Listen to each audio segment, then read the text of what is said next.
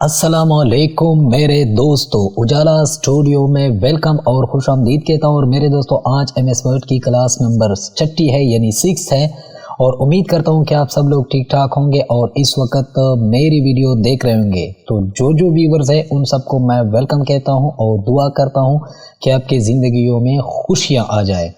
तो चलते हैं कंप्यूटर की स्क्रीन की जानिब, बल्कि मैं एमएस वर्ड पे मौजूद हूँ और इंसर्ट के ऑप्शन में कल हमने टेबल पढ़ी थी कि टेबल हम किस तरह ड्रॉ कर सकते हैं, खुद से टेबल किस तरह ड्रॉ कर सकते हैं, फिर नंबरों की सूरत में हम कितने कॉलम और कितने रो बता सकते हैं एमएस वर्ड को, फिर वो ऑटोमेटिकली उतने रोज और कॉलम हमें बना के देगा।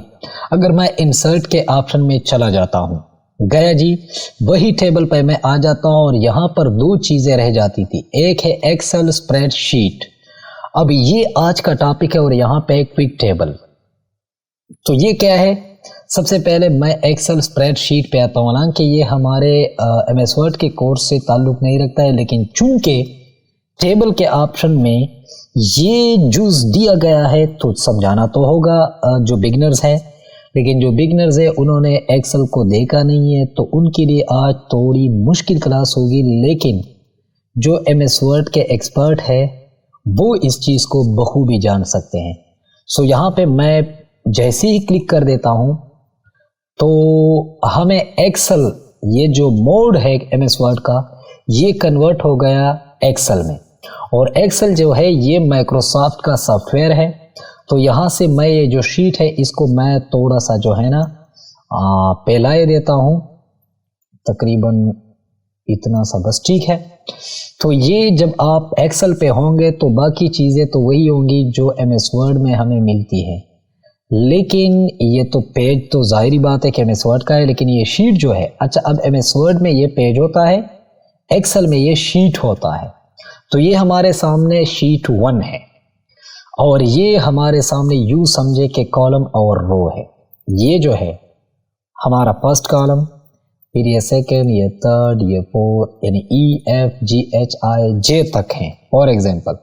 तो मैं यहाँ से सेलेक्ट कर देता हूँ, एक कॉलम मैंने H तक सेलेक्ट कर दिया और इसके साथ एक रो जो है वो भी मैंने सेलेक्ट कर दिया। अब मैं चाहता हूँ कि ये हमारा टाइटल हो, यानी हम जो भी मतलब किसी भी फीस को जमा करते हैं या कोई भी डेटा हम बनाते हैं, हम चाहे एडमिशन का डेटा है, चाहे स्टूडेंट के एडमिशन का डेटा है और उनकी फ़ीस है, तो मैं चाहता हूं कि स्टूडेंट की एडमिशन की जो फ़ीस है उसकी हम एक शीट बनाएं।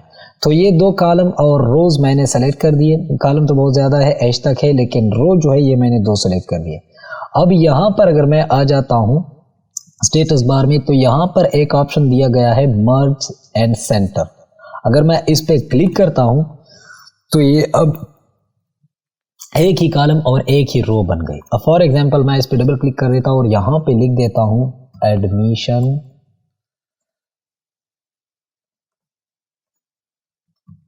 फी, ये मैंने लिख दिया, ठीक है जी।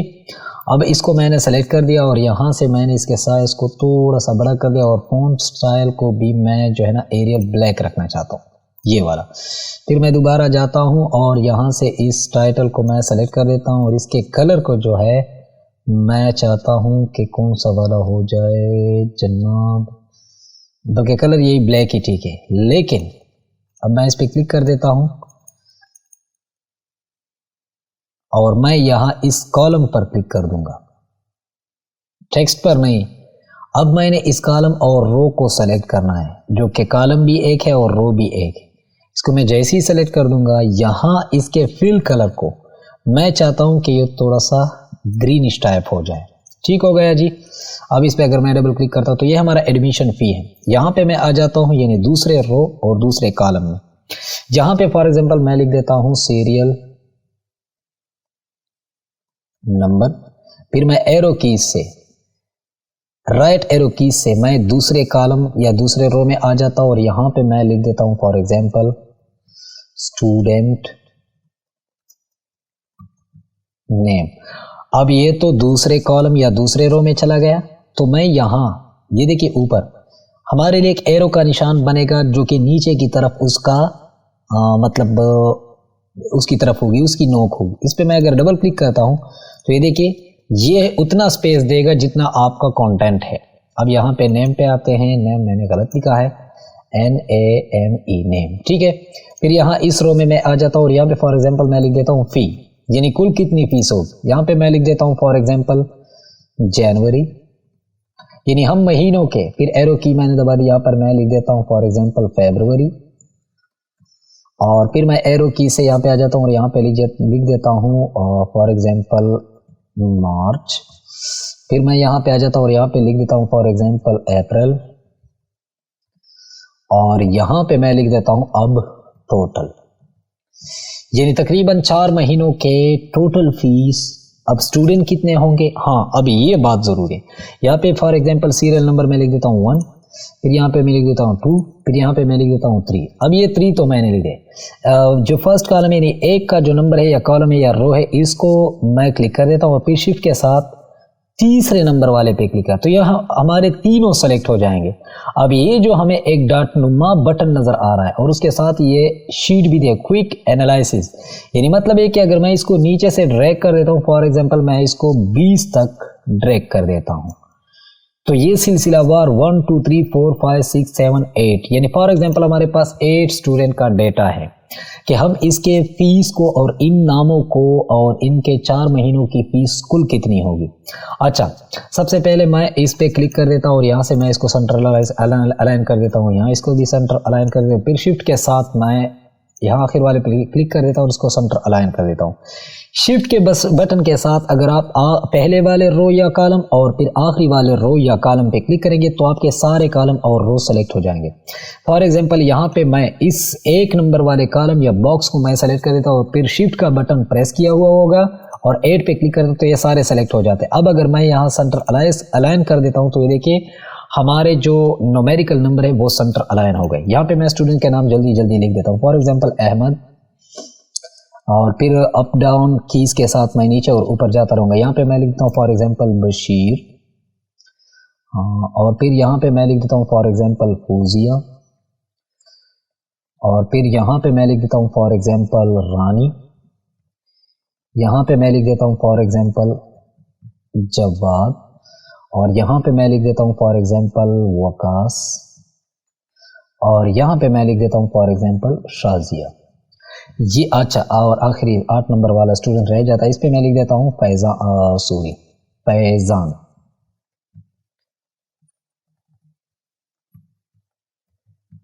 फैजान ये मैंने लिख दिया जनाब। अब इस वाले रो पे मैं क्लिक कर देता हूँ और शिफ्ट के साथ इस वाले पे क्लिक कर देता हूँ, इसको सेंटर अलाइन कर देता हूँ। यहाँ पे फीस पे आते हैं, तो सबसे पहले मैं यहाँ से यहाँ तक इसको सेंटर अलाइन कर देता हूँ ताकि हम जो भी कुछ लिखे तो हम सेंटर में हो। फॉर एग्जांपल 500 फीस है कुल, तो एक 500 हमने लिख दिया, यानी 500 फीस है। फॉर एग्जांपल महीने की 500 फीस है। अब मैं 500 वाले जो कॉलम है और रो, इस पे प्लस साइन के बटन को मैं प्रेस किए हुए होऊंगा और 8 तक लेकर आऊंगा तो ये सारे रो में 500 आ जाएंगे। अब जनवरी के महीने में फॉर एग्जांपल अहमद ने फीस अदा की है 200, जनवरी में अदा की है 390, फॉर एग्जांपल कुछ भी हम दे सकते हैं। यहाँ पे इसने अदा की है 400 और अप्रैल में अदा किया फॉर एग्जांपल 500। अब टोटल पे हम बाद में आते हैं। फिर बशीर ने जनवरी के महीने में फॉर एग्जांपल 300 फीस अदा की है, फरवरी में फॉर एग्जांपल इसने 200 फीस अदा की है, यानी कुल नहीं दिए, और मार्च के महीने में उसने फॉर एग्जांपल फिर 300 फीस अदा की है, अप्रैल में उसने फॉर एग्जांपल 500 फीस अदा की है। नीचे आ जाते हैं, बल्कि ये अप्रैल के महीने में सारे के सारे स्टूडेंट ने फॉर एग्जांपल 500 की फीस अदा की है। अब पूजिया पे आते हैं और जनवरी के महीने में इसने फॉर एग्जांपल 400 फीस अदा की है, और फिर फरवरी के महीने में उसने सिर्फ 100 रुपये फीस अदा की थी, यानी फौजिया ने। यहाँ पे उसने फिर 300 फीस अदा की थी।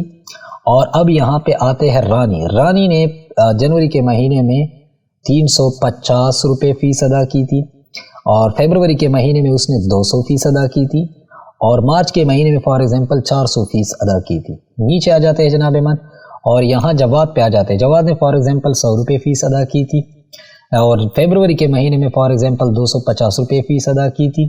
थोड़ा सा आज एक्सेल पढ़ा रहा हूँ, लेकिन चूंकि इंसर्ट में ये ऑप्शन दिया गया है सो पढ़ाना तो होगा। यहाँ पे फॉर एग्जांपल 400 रुपये उसने अदा की। नीचे आ जाते हैं और यहाँ पे मैं फिर जो है ना वकास पे चला जाता हूँ और वकास ने फॉर एग्जांपल 100 रुपये फ़ीस अदा की है, फरवरी में 300 फ़ीस अदा की है और मार्च में फॉर एग्जांपल 500 उसने फ़ीस अदा की है। ये बड़ा अच्छा काम किया है। और यहाँ फिर मैं आता हूँ शाजिया पर, यहाँ इसने 300 फ़ीस अदा की है, फरवरी के महीने में 200 फ़ीस अदा की है और यहाँ पे उसने 250 फ़ीस अदा की है। आखिर में आता हूँ जनाब मन फौजिया फैज़ान ने जो है ना मार्च के महीने में फॉर एग्जांपल 200 फ़ीस अदा की है और फरवरी के महीने में फॉर एग्जांपल उसने 400 फ़ीस अदा की है और जनवरी के महीने में उसने कुल जो है ना 450 रुपये फ़ीस अदा की है।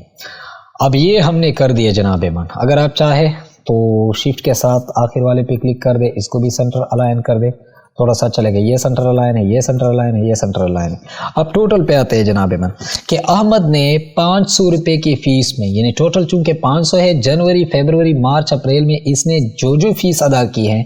अब अगर हम कैलकुलेटर पे जाएंगे और फिर इसको काउंट करेंगे, मतलब जमा करेंगे, तो टाइम लगेगा।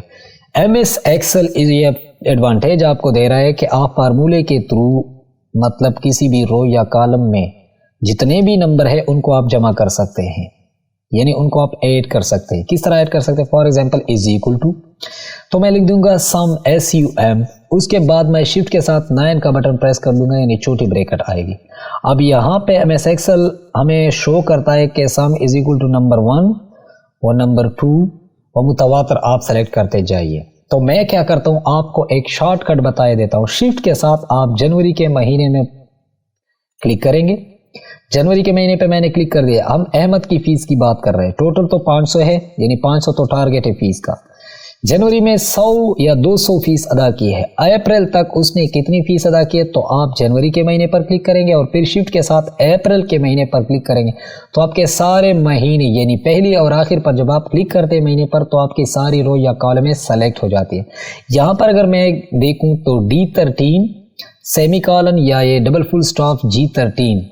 अब अगर मैं छोटी ब्रैकेट 0 प्रेस कर देता हूँ और इंटर प्रेस कर देता हूँ, तो टोटल कितनी फीस जमा की है उसने 4 महीनों में? 1490।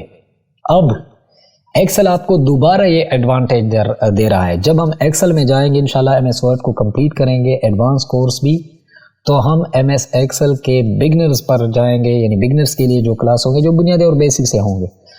तो एक्सेल आपको क्या कर देता है, यहाँ से फिर एक डॉट नुमा बटन आपको दिख रहा है और इस पे आप जैसे ही माउस ओवर करते हैं, एक्सेल की तरफ से प्लस का साइन दिख रहा है। इसका मतलब ये कि मजीद आप नीचे ड्रैग करते जाए जहां तक नंबर है स्टूडेंट्स के, और जैसे ही मैं माउस का बटन रिलीज कर देता हूं, तो ये देखिए जितने भी स्टूडेंट थे, बशीर, फौजिया, रानी, जवाद, विकास, राजिया, फैजान, इन सब के जनवरी से लेकर अप्रैल तक जितनी फीस अदा की है उन सब के टोटल निकाल दिए। ये देखिए। अब मैं शिफ्ट के साथ इस वाले पे और आखिर वाले पे क्लिक कर देता हूँ, उसको सेंटर अलाइन कर देता हूँ। तो जनाब मन, इस तरह आप किसी भी डेटा को आसानी के साथ जमा भी कर सकते हैं। आप किसी स्कूल में काम कर रहे हैं, किसी क्लास में या दुकान में या स्टोर या जो भी है आपके पास, और उसमें आप जमा या फिर हिसाब लगाना चाहते हैं, तो इस तरह आप अपना डेटा बना सकते हैं। सो ये एक इंसर्ट का ऑप्शन था वर्ड में, जो कि मुझे समझानी थी और मैंने समझा दिया। क्लास को मैं आज सिर्फ एक्सेल स्प्रेडशीट पे ही रखना चाहता था, चूंकि ये बिगनर्स के लिए है और एक्सेल बिल्कुल नया है बिगनर्स के लिए। लेकिन जो ऑलरेडी MS वर्ड को जानते हैं, एक्सेल को जानते हैं, पावर पॉइंट को जानते हैं, तो उन लोगों को पता होगा कि भाई MS वर्ड, चूंकि ये तीनों सॉफ्टवेयर पावर पॉइंट, एक्सेल और MS वर्ड, ये माइक्रोसॉफ्ट के सॉफ्टवेयर है, तो ये एक दूसरे के साथ कोऑर्डिनेट करते हैं। उम्मीद करता हूँ आज की वीडियो आपको अच्छी लगी होगी, और अगर अच्छी लगी है तो लाइक करें, सब्सक्राइब करना मत भूलिएगा। अल्लाह निगहबान।